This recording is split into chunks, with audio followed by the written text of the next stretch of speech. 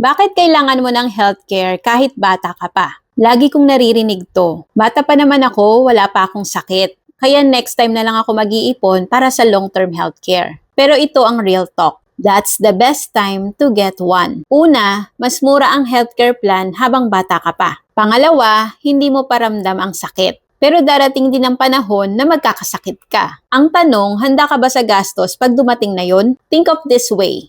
Mas madali at mas magaan magsimula ngayon kaysa hintayin mong tumanda ka na. Kasi pag dumating yung panahon na yon, tumataas na yung risk at pati ang presyo. Kaya ako, habang bata pa ako, nung 27 years old ako, kumuha na ako ng Kaiser Long-Term Healthcare. Hindi lang ito basta savings. May long-term healthcare ito, life insurance at investment na rin. Kumbaga, 3 problema ang silulusyonan sa isang plan. Kung gusto mong mag-retire ng maaga at tahimik ang buhay, unahin mo ang healthcare habang bata ka pa. If you want to know more, comment #Kaiser below para masend ko ang video explanation sa inbox mo. Retire early, live free, kayang-kaya basta may tamang gabay.